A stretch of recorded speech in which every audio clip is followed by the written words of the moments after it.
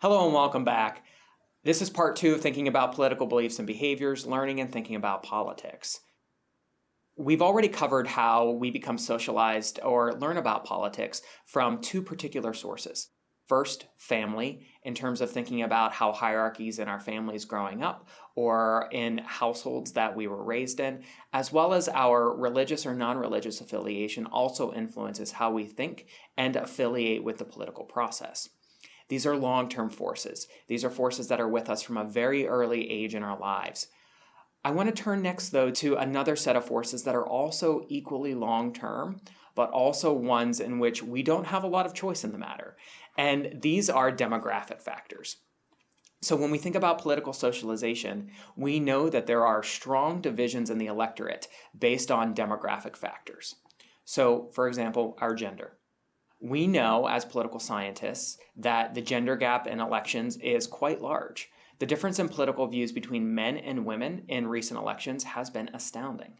Men are more likely to vote Republican. Women are much more likely to vote Democrat. And this gender gap has gone back at least to the 2000 presidential election. And there are a number of reasons why gender is an important issue in an understanding political socialization. For example, social issues touch the genders very differently. Issues like abortion, for example, or same-sex marriage. Also, economic issues as well as work issues touch the genders differently as well. And it is for these reasons and these different points of view on these very important issues that you see a gender gap emerge in elections in the United States. The second big demographic factor that is also important and at play in American presidential elections is race and ethnicity. There are some differences between African Americans and Caucasian Americans in terms of thinking about social and race-based issues, so police policy, for example, or other types of economic policies.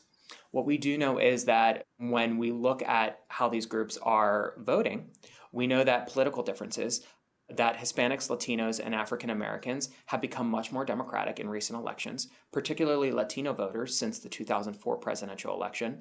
In that election, George W. Bush won approximately 45% of the Hispanic vote, but in 2012, Mitt Romney won approximately 27 to 28% of the Hispanic vote. So the Hispanic vote is one of those particular important voting blocks in the United States that is growing in recent elections and has also been trending much more democratic. Finally, age and also generational gaps are very important in terms of understanding political socialization. Individuals in similar age groups are much more likely to approach politics in a very particular manner. So if you think about, for example, in any of the courses that you took in high school looking at history or looking at the greatest generation, the World War II generation, they came of age when there was not only struggle after a post-war period in the 1940s and 1950s, but also a relative period of prosperity. And this ultimately influenced attitudes about the political process that encouraged many of these individuals to become affiliated with the Democratic Party. When we look at breakdowns by particular age and generation, I've included a link here looking at how millennials, so those that are born between 1980 and approximately 2000, and how the millennials have been shaped by the September 11, 2001 terrorist attacks and have become their own generation in and of themselves.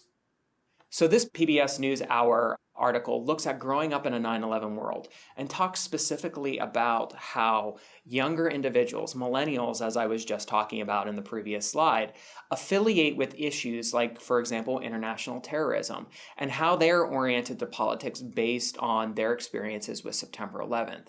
We can think of inflection points in our history in terms of the bombing of Pearl Harbor, December 7th, 1941, the assassination of John F. Kennedy in November of 1963, the moon landing in the summer of 1969, as well as the September 11th attacks, and understand that those particular moments changed how individuals come to understand the purpose of government, as well as what should be the goals of American political policies. So I encourage you to check out this article from the PBS NewsHour looking at growing up in the 9/11 generation. I hope that article from PBS NewsHour was helpful in giving you additional context about how age and generation are very important for understanding how we come to understand politics. When we think about the first 3 factors that we've covered with political socialization, family, religion, demographics, they're all long-term factors. They're factors that in many ways we don't have a lot of control over.